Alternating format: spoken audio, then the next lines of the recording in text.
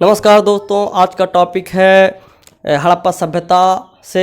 अब हम समझेंगे सबसे पहले सभ्यता क्या है, इसके अंदर हम क्या पढ़ने वाले हैं उसको पहले बहुत बेसिक से समझ लेते हैं। हड़प्पा सभ्यता क्या है मैं बता दूं कि जब ये अंग्रेजी शासन था, अंग्रेजी हुकूमत थी, तब खुदाई हुई थी। हम एक एक नाम भी बताएंगे, किस सन में कब खुदाई हुई थी, किसने खुदवाया, किसके शासनकाल में क्या हुआ, ये सब हम अपने हाथ की बनी नोट से एक एक पॉइंट समझाएंगे। लेकिन इससे पहले हम कुछ बेसिक चीज़ समझ लेते हैं कि हम पढ़ने वाले क्या हैं। तो हड़प्पा सभ्यता के अंदर ये सभ्यता क्या है हम बता दें आपसे। जब अंग्रेजी हुकूमत थी, अंग्रेजी हुकूमत जब थी तब खुदाई हुई थी। तो खुदाई की ज़मीन के नीचे गांव शहर मिले हैं, लगभग इस तरह टोटल 1500 मिले हैं। 1500 गांव में 1000 इंडिया से हैं और 500 लगभग 1800 मिले हैं। लगभग 1000 इंडिया से, बाकी अफ़गानिस्तान, पाकिस्तान और बलूचिस्तान से हैं। और इंडिया में सबसे ज़्यादा ये खुदाई के ज़मीन के नीचे पाए जाने वाले जो गांव हैं वो गुजरात से हैं। तो मैं तुम लोगों को बता दूं कि ज़मीन के नीचे पाए जाने वाले कब के हैं, क्या पहले गांव हुआ करते थे। खुदाई के अंदर बहुत सारी वस्तुएं, ईंटें, सब सारी चीज़ मिली। अब ये पता लगाया गया ये कब की हैं, तो 1500, 2000, 2500, 3000 ये सब पूर्व की कहानी है। कैसे पता लगा हम लोगों को कि पहले की कहानी है, मैं बता दूं। एक पद्धति है जिससे हम बोलते हैं कार्बन 14 पद्धति। इससे हम लोग किसी भी वस्तु को ये पता, किसी वस्तु की जानकारी ले लेते हैं कि कितनी पुरानी है। तो कंकाल भी मिले हैं ज़मीन के नीचे, लोगों को 100 के हड्डियाँ मिली हैं, वस्तुएं मिली। इससे पता लगाया गया कि ये लगभग 2000, 2500, 3000 ईसा पूर्व की कहानी है। अब बात करते हैं उसके बारे में, और अध्ययन अच्छे से किया गया, इतिहासकारों ने और अच्छे से अध्ययन किया। तो ये जानने का पूरा प्रयास किया गया कि आखिरकार ये पहले गाँव थे, लोग रहा करते थे यहाँ, कैसे थे, क्या था क्या नहीं था, कैसे दब गए, इसके बारे में बहुत डीपली समझेंगे।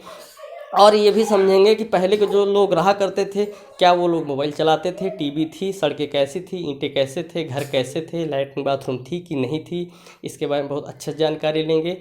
अब देखते हैं मेरे हाथ के बनी नोट्स से एक एक पॉइंट समझेंगे इसके बारे में। बहुत इंटरेस्टिंग है, जहाँ ना सुने कमेंट में तुरंत बताएं, हम इसके बारे में बहुत अच्छे से कहते हैं। हाँ, बात करते हैं हड़प्पा सभ्यता को हम सिंधु घाटी सभ्यता के भी नाम से जानते हैं। सिंधु घाटी सभ्यता के नाम से क्यों जानते हैं, हड़प्पा के नाम से क्यों जानते हैं, हड़प्पा नाम एक गांव था, सबसे पहले यहीं पर खुदाई हुई थी। तो इस वजह से टोटल सभ्यता को हम हड़प्पा सभ्यता दे दिया गया, नाम दे दिया गया। और ये सिंधु घाटी जो सभ्यता है, तो सिंधु घाटी सभ्यता कारण क्या है कि सिंधु एक नदी थी जिसके किनारे ज़्यादा से ज़्यादा गांव सिंधु नदी के किनारे पाए गए। इस वजह से इस पूरी सभ्यता का नाम सिंधु घाटी सभ्यता या सिंधु सभ्यता के नाम से जाना जाता है। चलो चलते हैं अपने टॉपिक पर। हाँ, तो आते हैं अपने टॉपिक पे, जो हमारे हाथ की बनी नोट्स है, हड़प्पा सभ्यता। बहुत अच्छे से इसको देख के चलते हैं। हड़प्पा सभ्यता कांस्ययुगीन सभ्यता है, क्योंकि पहली बार क्योंकि पहली बार हड़प्पा सभ्यता के लोग कांसा धातु का प्रयोग किया था। इसी वजह से इस सभ्यता को कांस्ययुगीन सभ्यता भी कहते हैं। अच्छा, कांसा 90% तांबा और 10% टिन को मिलाकर बनता है। आगे चलते हैं। भारत में प्रथम नगरीय सभ्यता भारत में प्रथम नगरीय सभ्यता हड़प्पा सभ्यता को कहते हैं। सामान्यतः हड़प्पा सभ्यता के लिए 3 नाम का प्रयोग मिलता है।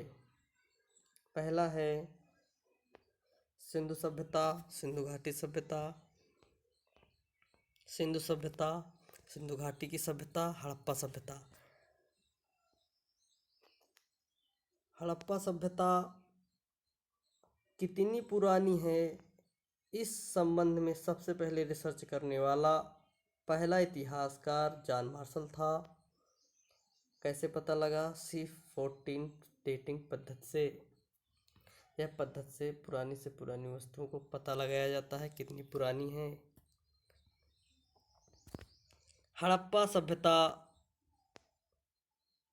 2300 से 1750 ईसा पूर्व के बीच की है। हड़प्पा सभ्यता का उद्भव और विकास देखेंगे। उद्भव और विकास। हड़प्पा सभ्यता का हड़प्पा सभ्यता को 3 भागों में बांटकर समझा जा सकता है।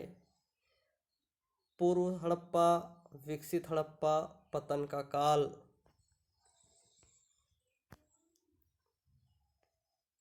पूर्व हड़प्पा 3500 से 2500 से पूर्व की है, और जब विकसित हुए तो उनका समय था 2500 से 1900 ईसा पूर्व। और जब नष्ट हो गई वो समय था 1900 से 1750। प्री हड़प्पा चरण जो है वो 3500 से 2500 के बीच की है। अब कुछ देखेंगे प्रमुख स्थल देखेंगे। प्री हड़प्पा प्रमुख स्थल देखेंगे। प्रमुख स्थल आमरी जो सिंध में है, और वहाँ जब खुदाई हुई आमरी में तो अन्नागार का स्थान मिला। अन्नागार जहाँ फसलें उगाकर इकट्ठा करके जहाँ पर रखी जाती हैं उसे अन्नागार कहते हैं। यहाँ की खुदाई से ये जानकारी मिली कि पहले के लोग फसल उगाकर अन्नागार में इकट्ठा करते थे, जैसे कि आज के युग में जिसे हम अन्नागार नहीं, उसे हिंदी में अन्नागार ही बोलते हैं। FCI जिसे बोलते हैं, जहाँ इकट्ठा राशन रखा होता है। कालीबंगा राजस्थान में है। यहाँ से हल के प्रयोग का साक्ष्य मिले। यहाँ की खुदाई में हल मिले होंगे, तो इससे पता लगा पहले के लोग हल रखते थे। हल थे तो बैल जरूर थे। उसको भी देखते हैं, आगे चल के सब मिलेगा। मेहरगढ़ बलूचिस्तान में है। इससे पता, यहाँ की खुदाई से पता चला कि दूर दूर के क्षेत्र में जाकर व्यापार करना। क्यों, कैसे पता चला? यहाँ पर दूर दूर की वस्तुएं मिली, इससे पता लगता है कि यहाँ व्यापार हुआ करता था। कोट दीजी पाकिस्तान में है। कोट दीजी पाकिस्तान में है। यहाँ से पता चला ऊंची सुरक्षा दीवार। अच्छा, ऊंची सुरक्षा दीवार, यहाँ जब खुदाई हुई तो इस नगर के चारों ओर ऊंची ऊंची दीवारें मिली। इससे पता लगा ये सुरक्षा के लिए रही होंगी। आगे चलते हैं। मुंडी गाक, ये अफगानिस्तान में है। यहाँ की खुदाई से पता चला कि मातृ देवी की पूजा हुआ करती थी, अर्थात माता की। कैसे पता चला कि माता की पूजा हुआ करती थी? ज़्यादातर मूर्तियाँ माता देवी की मिली हैं, इस वजह से कहा गया कि माता देवी की पूजा होती थी। हड़प्पा सभ्यता से 1500 प्लस स्थल मिले हैं। इनमें से एक स्थल हड़प्पा भी है। इन 1500 में से 1000 स्थल भारत में हैं लगभग, और 500 लगभग पाकिस्तान में हैं। 200 से 300 अफगानिस्तान में भी हैं। भारत में एक राज्य है गुजरात,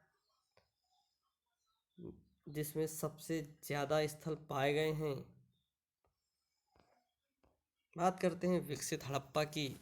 जब लोग अच्छे से खाते पीते रहे हैं, तो विकसित हड़प्पा सबसे पंजाब और सिंध, यहीं से इस सभ्यता का विस्तार अन्य क्षेत्रों में हुआ, जैसे राजस्थान, गुजरात, महाराष्ट्र, पंजाब, उत्तर प्रदेश, हरियाणा। सबसे इम्पोर्टेंट उनका क्षेत्र पंजाब और सिंध के क्षेत्र हैं। यहाँ की खुदाई से सबसे रईस, अर्थात हम कह सकते हैं शहर मिले हैं। आगे चलते हैं। हड़प्पा सभ्यता का क्षेत्र। हड़प्पा सभ्यता का क्षेत्र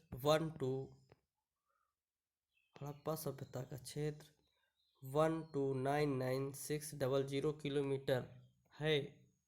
यह त्रिभुज के आकार का क्षेत्र है। पूर्व से पश्चिम दिशा की लंबाई 1600 किलोमीटर, उत्तर से दक्षिण की लंबाई 1400 किलोमीटर, और सबसे पूर्व क्षेत्र आलमगीरपुर है।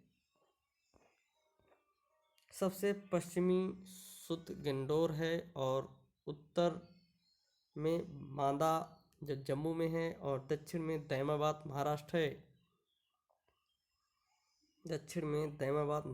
है। देखो, इस त्रिभुज के आकार का क्षेत्र है जितने में टोटल खुदाई हुई है। यह क्षेत्र कुछ भारत में, और कुछ क्षेत्र पाकिस्तान से, और कुछ क्षेत्र अफगानिस्तान से मिल रहा है, और बलूचिस्तान से भी मिल रहा है। और पहले बात करते हैं जम्मू कश्मीर में खुदाई हुई है। वो क्षेत्र मांदा था, जो सबसे ऊपरी सिरा है, और सबसे इधर पूर्व वाला सिरा है आलमगीरपुर, जो मेरठ से है, और सबसे दक्षिण वाला सिरा नीचे है दैमाबाद। और दैमाबाद कहाँ है हम बता चुके हैं। दैमाबाद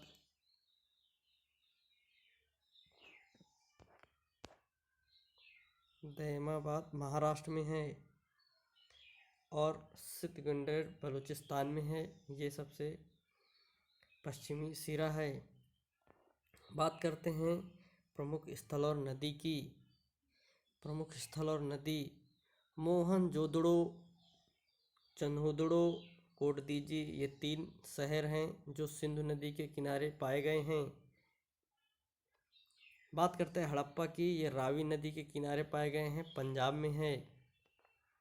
मांदा की बात करते हैं। मांदा की ये चिनाब नदी के किनारे पाया गया है जो जम्मू कश्मीर में है। रोपड़ एक स्थान है जो सतलज नदी के किनारे पंजाब में मिला है। एक दैमाबाद है वो प्रवरा नदी के किनारे पाया गया है। और एक लोथल है जो गुजरात से है, यह भोगवा नदी के किनारे मिला है।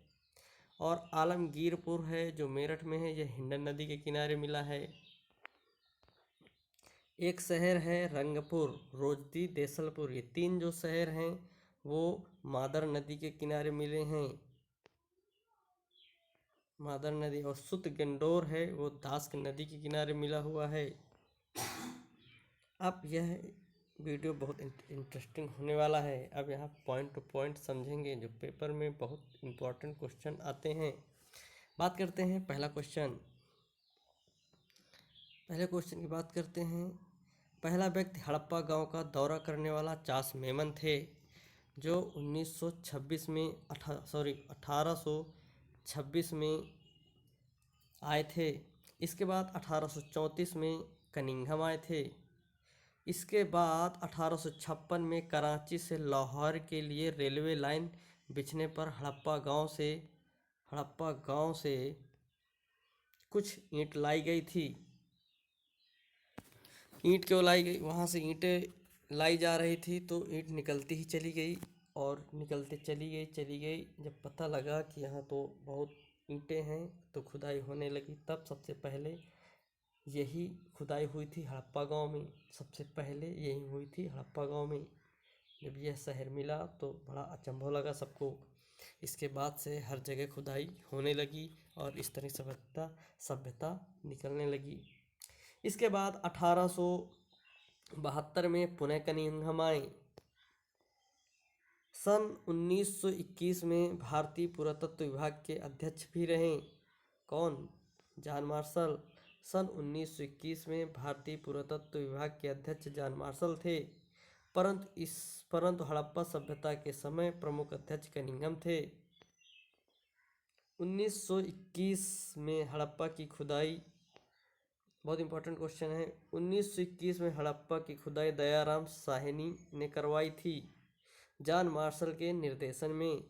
और 1920 में मोहनजोदड़ो की खुदाई राखालदास बनर्जी ने करवाई थी। हड़प्पा सभ्यता की प्रमुख विशेषता नगर योजना थी। हड़प्पा सभ्यता की प्रमुख विशेषता नगर योजना थी।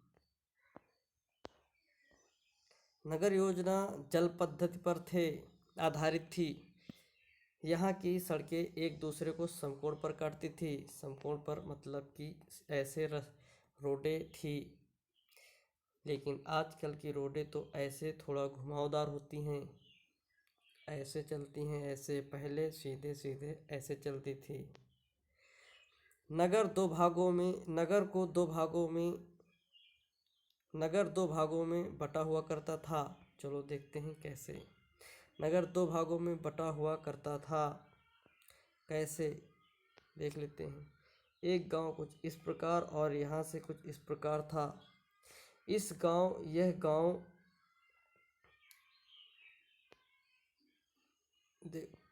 मैं बता दूं कैसे था। एक ऐसे था और एक गांव नगर ऐसे हुआ करता था। यहाँ पर इसके चारों ओर दीवारें हुआ करती थी, यहाँ पर चारों ओर दीवारें नहीं हुआ करती थी। यहाँ पर बड़े लोग रहा करते थे, यहाँ पर छोटे लोग रहा करते थे। यहाँ रईस लोग रहते थे और यहाँ पर थोड़ा गरीब लोग रहते थे।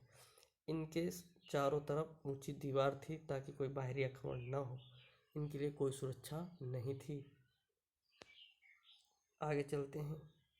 इसके अपवाद भी हैं। एक जगह है गुजरात जहाँ पर एक लोथल नामक स्थान पर खुदाई हुई थी, तो वहाँ पर कुछ इस प्रकार की सुरक्षा की दीवारें थी। विभाजन नहीं था, अर्थात वहाँ पर बड़े लोग और छोटे लोग एक साथ रहते थे अंदर ही, और उसके चारों ओर दीवारें थी। ये एक अपवाद है, बाकी हर जगह खुदाई में शहर तो थे लेकिन दो भागों में बटा हुआ करता था। एक छोटे लोग एक तरफ, बड़े लोग एक तरफ, लेकिन एक जगह मिली है। बहुत इंपॉर्टेंट क्वेश्चन है, लोथल, जहाँ पर सारे लोग एक साथ रहते थे और उसके चारों ओर सुरक्षा की दीवार थी। आगे चलते हैं, धौलावीरा, ये भी गुजरात में है। यहाँ पर लोग इस प्रकार रहते थे, कुछ ऐसे। ये 3 भागों में बटा था।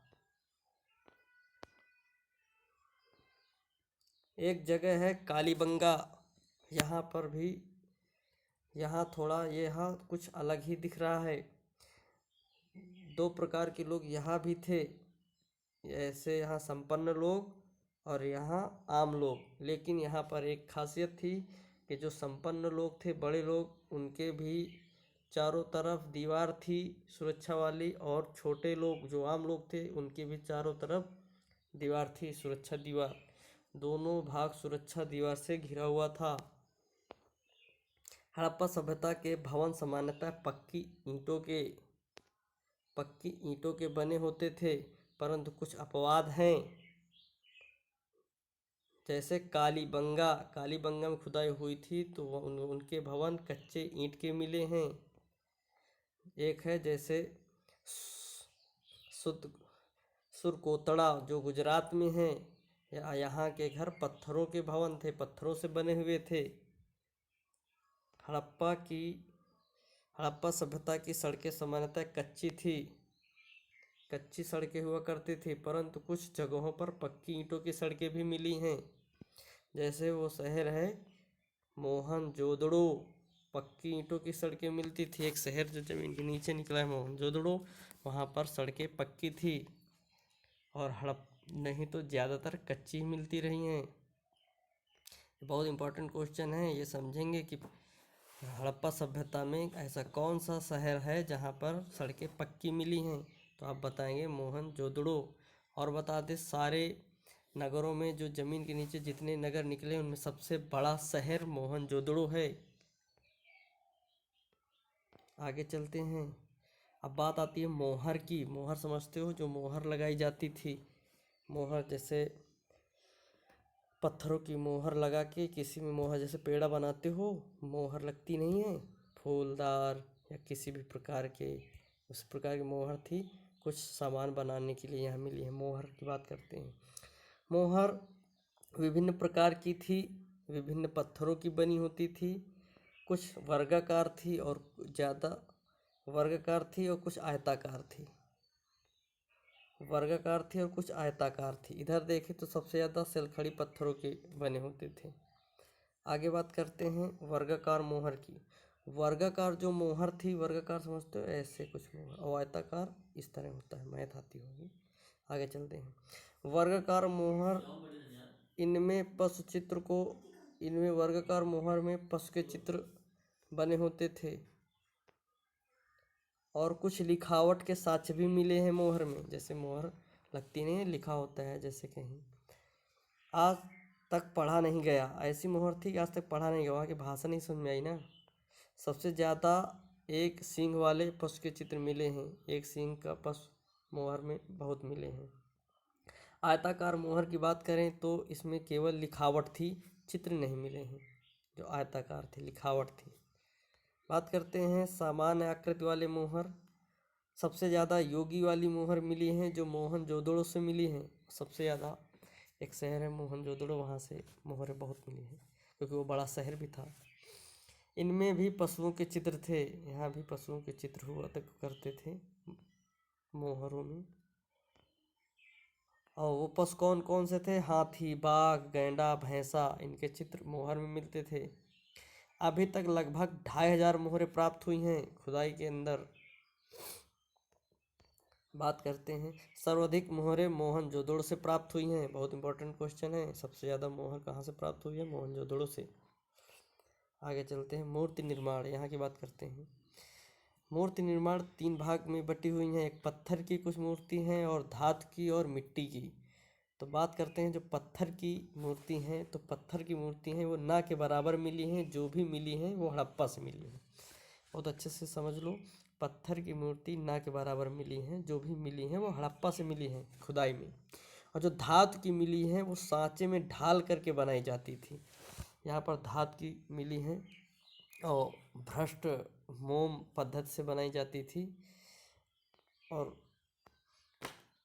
भ्रष्ट। और सबसे ज़्यादा मोहनजोदड़ो से मिली है नर्तकी मूर्ति कांसे की। सबसे ज़्यादा धातु की पढ़ते हैं, धातु वाले में सांचे में ढालकर बनाई जाती थी। सबसे ज़्यादा बात करते हैं, सबसे ज़्यादा मोहनजोदड़ो से मिली है नर्तकी मूर्ति कांस की।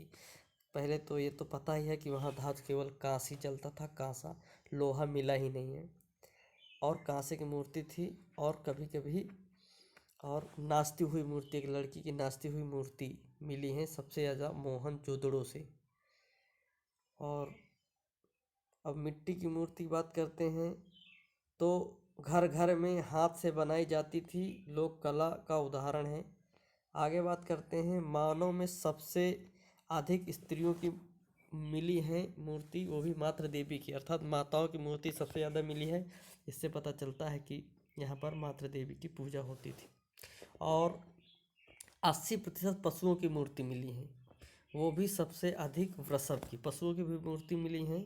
और पशुओं में सबसे ज़्यादा वृषभ मतलब बैल की भी बहुत मूर्ति मिली है, जिससे ये पता चलता है कि पहले हड़प्पा सभ्यता में मातृ देवी की पूजा होती थी और वृषभ बैल की पूजा होती थी, जिसे हम पशुपति भी कहते हैं, जिसको दूसरा नाम शिव भी कहा जाता है, शंकर भोले।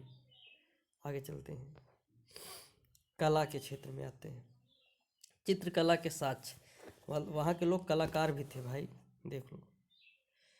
64 मूल चिन्ह मिले हैं ककहरा में, जैसे 36 होते हैं। वहाँ के बीच एक भाषा थी, जैसे यहाँ हिंदी भाषा है जिसमें ककहरा सबसे इम्पोर्टेंट है और 36 अक्षर हैं, उसी तरह वहाँ पर 64 मूल चिन्ह मिले हैं, जैसे ककहरा में 36 हैं।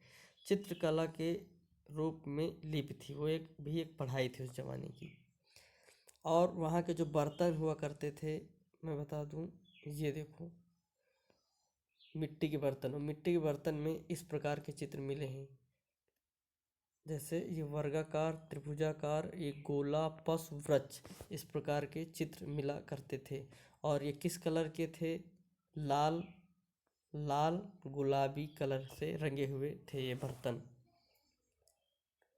भाव चित्रात्मक लिपि भी कहा गया है इसे, भाव क्योंकि इससे भाव उत्पन्न होता है, हिंदी की भाषा में कहें तो। अंग्रेजों ने इसे ब्रास्टोफ्रेंडलम लिप भी कहा है। कुछ देसी लोगों